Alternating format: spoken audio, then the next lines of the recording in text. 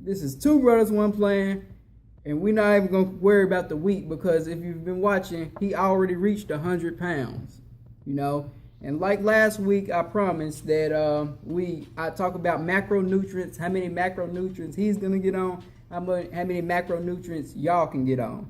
So I got my whiteboard. I'm going old school on y'all, and I got a whiteboard that I'm going to go through some things. And if you can see, let's start off with number one. Number one says metabolic repair or metabolism repair. He is currently at 1,500 calories. And that's pretty low.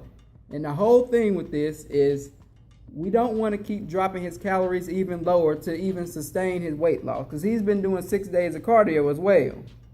Now, how far are we going to get, how far can you really take that? Down to 1,000 calories, 7 days a week cardio? Death. Yeah, that's out of control. So that's why we got to implement other things and stop right now and repair his metabolism, get him stronger and whatnot. We're going to get into that a little bit later. We just got to repair his metabolism that way. So the two hormones that we're going to talk about real quick are leptin and insulin. Leptin triggers when you prolonged caloric deficit, basically. Leptin signals to your brain that this dude is not eating a lot of calories, and he hasn't been for a long period of time. So his leptin is higher, So we want to decrease that, basically decrease the stress in his body. And that's what the hormone of that is for. So how do we get rid of that? Well, what you got to do is eat more calories. Then insulin sensitivity, which is the other thing, deals with carbs and how your body utilizes the carbs. You haven't been eating that many carbs, have you? You've been staying away from carbs. The only time I've been really eating, real talk, the only time I've really been eating 1,500 calories is during the week. Yeah. I mean, on the weekend I've been doing horrible, so it's probably been, doing whatever. But I know what I do know for sure is that protein, what we have to talk about, I have not been getting enough protein. Right. So, nowhere near it. And also those things increases, by not getting the right nutrients that we're going to focus on now. Difference between calories and macros. So now what we're going to move on to is his actual macro diet.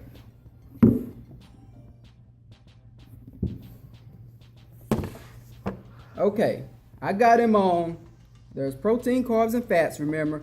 I got him on 150 grams of protein, 150 grams of carbs, 50 grams of fat per day, And how does that equal up?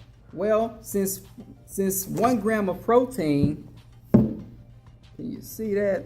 Not really, I may put some numbers up on the screen. Because 1 gram of protein is 4 calories. So, what are we going to do? 150 grams of protein times 4. And that's going to give you 600 calories.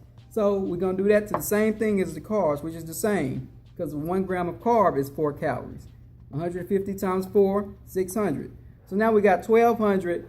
And the fats. 1 gram of fat is 9 calories. So we're going to do 50 grams times 9. You're going to get 450. Altogether, that's going to equal up to 1,650 calories, 1,650 calories. He's currently been on 1,500 calories. So we're going to raise it up slowly. You can't I'm not just right off the bat raising them up 500 calories.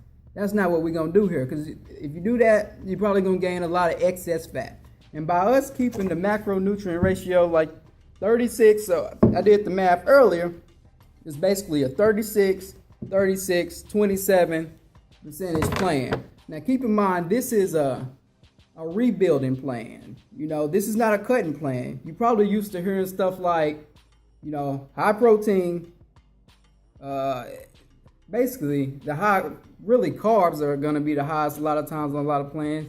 Then high protein, then extremely low fat. This is not exactly that, because the protein and carbs make up the same, And he still can, you may say 150 grams is not enough for people who lift weights and stuff. Well, you gotta have some reality here. Krayton, how many grams of protein have you think you've been getting per day? Really? 40 or 50 probably. See? Per day. That might be a stretch. So that's why we're gonna implement protein powder. Yeah. You got to get protein powder. That's what protein supplements are for. It's not some kind of magical elixir, you know. It's just to supplement your diet, just like anything else. A supplement, just supplement a part of your diet that you're not already getting. That's how we're gonna get that extra protein, and your choices are gonna get better, right? Yeah. So I that's already been working on that. all right. Good. So you got it. 150, 150, 50. You can do that, can't you? Yeah. And over time, the calories are gonna slowly creep up. But the goal is to have the muscle and the rebuilding of the muscle come up at a faster rate, much faster rate than the little fat gain, because he's gonna be in a caloric surplus, you know. So number 2, this is not gonna take very much long at all, is weight training. Weight training still has to be paramount, you know, especially now. He has to rebuild all that muscle that he has lost and build some more muscle in this time frame, because, you know, if you don't, he was doing a whole lot of running, and then he was telling me that he got down to a 15-minute weight training workout. 15 minutes. And the plan that I gave him is that joke could take like 45, 50 minutes if done right. So what you're gonna have to do is you're gonna have to really focus and add some strength. Yeah. And what is the weight training gonna do? Well, the 3 things that it's gonna do. Number 1 is it's going to rebuild the muscle. Now, why do we want to rebuild all that muscle? Obviously for looks, aesthetics, and the big thing is the second one, increase the RMR. That's resting metabolic rate. Now, what is the resting metabolic rate? We're sitting still right here, but a weight training workout that we've done earlier in the day, even yesterday, maybe even 2 days before, our body is burning calories to build up that muscle again. Now, by him prioritizing his weight training, him building more muscle and rebuilding his muscle, that's increasing his resting metabolic rate. And that means he's going to burn more calories. So the goal is still to build the muscle, but it's always to minimize the fat gain. And so by him rebuilding that muscle, it's going to raise his rate that he's burning the calories. So it just decreases the likelihood that he's gonna gain a lot of excess fat. That's what we don't want, right? Right. And then number 3 is just get stronger. And that leads into the last thing as well, the psychological.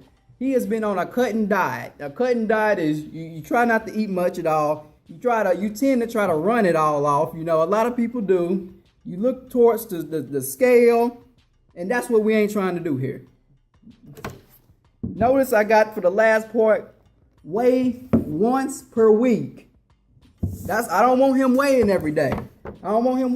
He already said he may get discouraged if he weighs every day and see that number creeping up. I'm probably not. You say weigh once a week. I'm gonna be real. I'm probably not gonna even do that because I'm trying to concentrate on this, and that's looking at that scale, man. I was looking at the scale 3 times a week.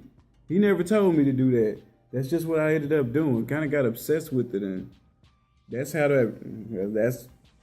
he told me earlier this week. Now, I don't know if you've been watching these videos beforehand. The one thing I said I do not want to end up being was skinny fat. And we talked earlier this weekend. One-way ticket straight to skinny fat land is where I'm headed, man. Doing what I was doing. You know, a lot of cardio, not enough protein, and not enough weight training. You don't have to be in the gym 24/7, but you need to be doing something to activate the muscle. You know, and that's what we're gonna do here.